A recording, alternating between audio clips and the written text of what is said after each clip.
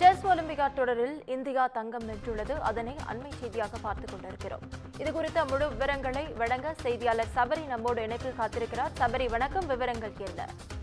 வணக்கம். 45வது chess olympiad போட்டிகள் ஹங்கேரியில் நடைபெற்று வருகிறது. இந்த ஹங்கேரியில் மொத்தம் 11 சுற்றுகளாக நடைபெற்று வருகிறது. எப்படி ஒரு ஒலிம்பிக் போட்டி நடைபெறுமோ அதே மாதிரி செஸ் ஒலிம்பியாடு 2 வருடத்திற்கு ஒரு முறை இந்த செஸ் ஒலிம்பியாட் போட்டிகள் நடைபெறும். இதுல குறிப்பா பாத்தீங்கன்னா இந்தியன் டீம், இது ஒரு team sport. Indian team plus Indian women team 2 டீமுமே பார்ட்டிசிபேட் பண்ணியிருக்காங்க. ஸோ இந்தியன் டீமுடைய டாமினேஷன்ஸ் பார்த்தீங்கன்னா ஸ்டார்டிங்ல இருந்தே கன்சிக்யூட்டிவா ஒரு லீட் பொசிஷன்லேயே தான் இருந்தாங்க. இன்னைக்கு போட்டியில பார்த்தீங்கன்னா இந்தியா குறிப்பா அவங்களுடைய இறுதி சுற்றான 11வது சுற்று இன்னும் நடைபெற்று வருகிறது. எனினும் அவங்களோட 2வது பொசிஷன்ல சைனா இருந்தது அவங்க 2 மேட்ச் டிஃபீட் ஆயிட்டாங்க அமெரிக்காவோட. அது மட்டும் இல்லாம இந்தியன் டீம்ல எர்கிஸ் அர்ஜுன் முதல் வெற்றியை பதிவு செஞ்சுட்டாரு. அதனால கான்பிடென்டா இந்தியன் டீம் வின் பண்ணிட்டாங்க அப்படின்றத அபிஷியல் அனௌன்ஸ் கொடுத்துட்டாங்க.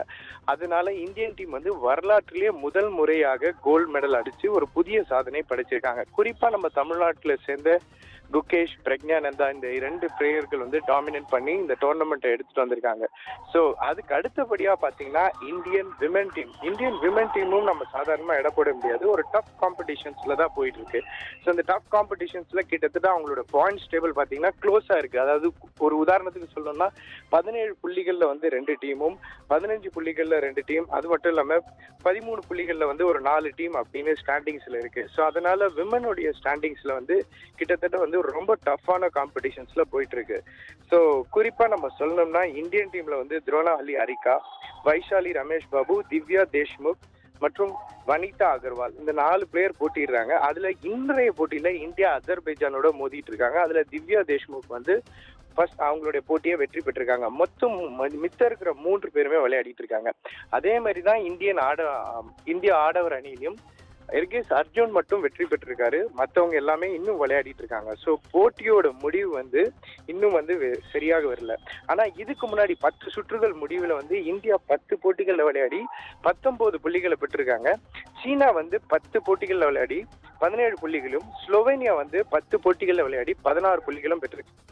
ஸோ இன்றைய போட்டியில பாத்தீங்கன்னா இந்திய ஆடவர் அணி தங்க பதக்கத்தை வென்று வரலாற்று சாதனை படைத்த மாதிரி இந்திய மகளிர் அணியும் ஏதோ ஒரு பதக்கத்தை வெல்லுவாங்க அப்படின்றது ஒரு பெரிய நம்பிக்கையாகவும் ஒரு நம்பிக்கையுடன் ஊட்டத்தன்மையோட இருக்கிறது. அதே மாதிரி அவங்களோட ஸ்டாண்டிங்ஸ், நம்ம இந்தியன் விமன் டீமோட ஸ்டாண்டிங்ஸும் நம்ம பார்க்கலாம்.